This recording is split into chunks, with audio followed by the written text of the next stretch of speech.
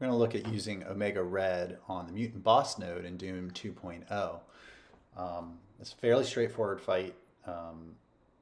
There's a RNG element as to who Zemo attacks first. It should be Bishop, but occasionally he clears his taunt. Depending on who he goes for, this is an easy recovery. In this case, it's Jubilee. If he slows Omega Red, just start over. Now we go for Jubilee. We really don't want her doing her blind shenanigans. Now I have to use Beast Special here. Normally I do Ultimate, but I have to get rid of that ability block on Jubilee.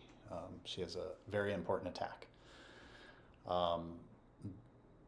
Then we look at removing the offense up from Kestrel, and the first key move is to ability block Taskmaster. He goes next. You don't want him blinding. Then we need to stun Thanos. This is why we had to remove the ability block earlier. Otherwise, I would have done Beast Ultimate. So we're getting some kills, and team speeds up a little bit. Now we want to look at the next two threats. It's Kestrel and Taskmaster. We want to get their health down. We want to get them controlled. Ideally, you can stun Taskmaster, and then you can start focusing on Doom. A little bit of a misplay here. I use Jubilee Special. You really want to wait and use that on Doom, not right now, after he gets ability blocked. But you need to start getting some health off of him. And you'll see why you want to hold off on her special. So here's see, all his attacks went in. He sped up and ability blocked and sped up, but he sped up afterwards. And now he's got health bar and speed bar. So you have to get him down. Now I have a big enough team to do this, but it's still close. He could ultimate. That's where you really want to use, right now is where you want to use her special.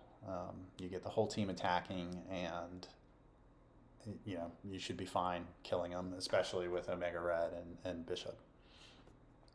Now you want to, this next wave, control the threats.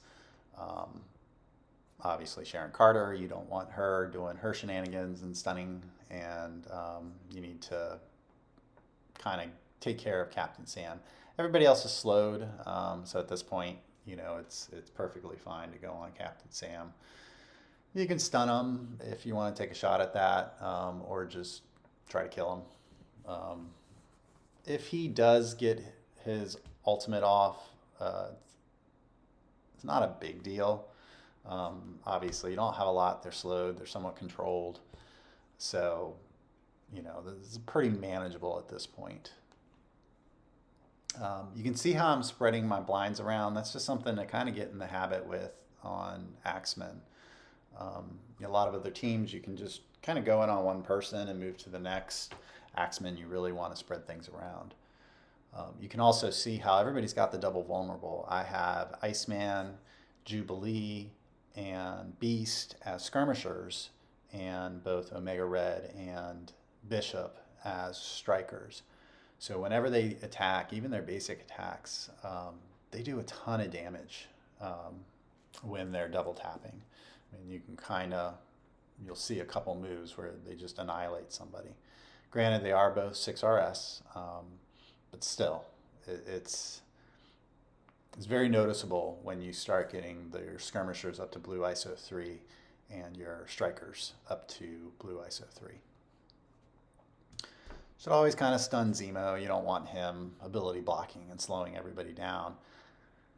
This is pretty much on auto mode at this point, but if you are having issues, you're going to be having kind of time issues. So you don't want to necessarily go on auto, like doing that big attack against the group with Omega Red really helps get you where you need to be, especially if you're up against the clock.